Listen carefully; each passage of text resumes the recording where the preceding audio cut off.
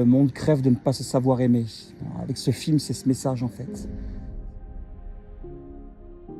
On est nous-mêmes des convertis. Nous avons découvert qu'on pouvait se consacrer au Sacré-Cœur qu'en août 2023.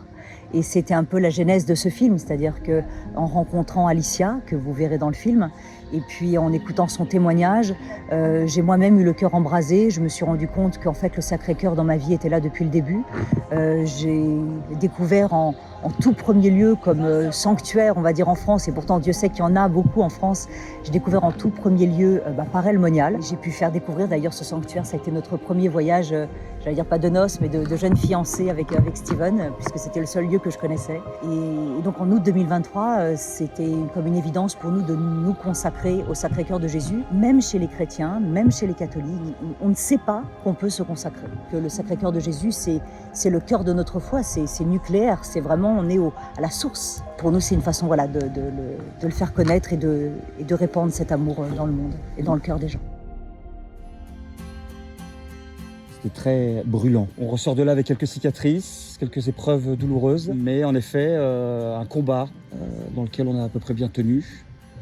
Pas sans peine, pas sans s'écharper, pas sans se réconcilier, pas sans se laisser renouveler.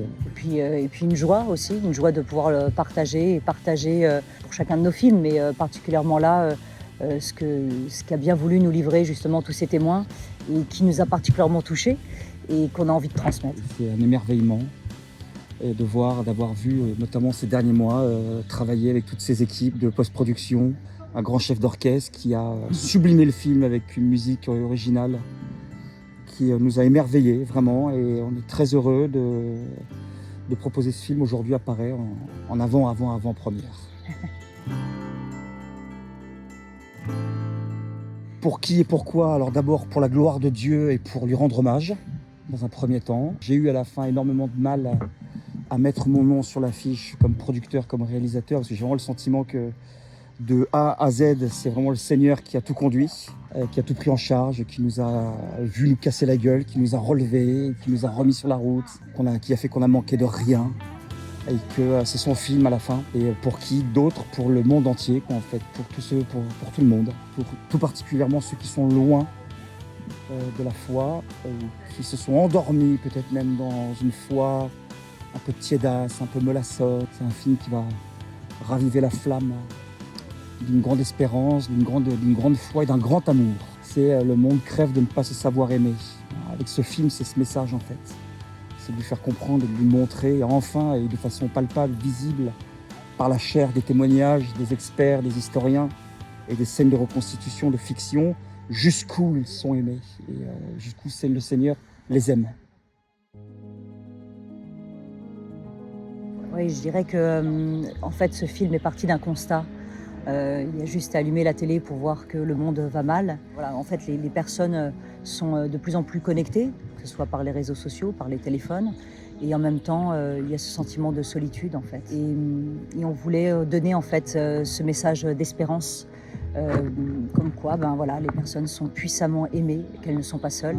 Un vrai film d'espérance, en effet, pour tous, pour les croyants, mais aussi pour ceux qui cherchent et qui se posent des questions et qui ont envie d'avoir des réponses. On espère qu'à travers les témoins qu'on a pu filmer, ils se reconnaissent. Vraiment de faire péter tout ça en éclats, de façon à ce que les gens prennent conscience une bonne fois pour toutes qu'ils n'ont jamais été seuls, que personne ne l'est, que la solitude n'existe pas, qu'il nous a aimés le premier.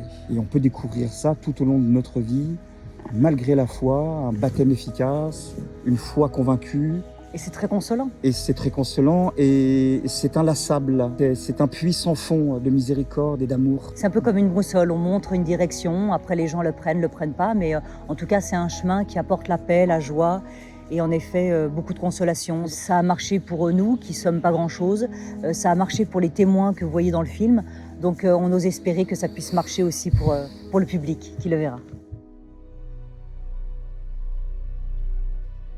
Une production cinématographique française qui réalise et produit ce genre de film, c'est très rare, pour pas dire que ça n'existe pas en fait. Un film comme ça au cinéma, je n'en ai pas vu depuis très longtemps. Made in France, je parle. Il faut pas rater l'occasion d'aller le voir. Nous, on produit des films qui annoncent le royaume. Jusqu'à ma mort, moi, Steven Gunnell, je ferai des films tant que le Seigneur aura besoin de moi, qui annoncent son amour. On ne va pas en faire tous les week-ends. Là, c'est un grand film qui arrive, parce qu'il y a une grande équipe derrière. On a peu d'espérance que le film tienne très longtemps en salle.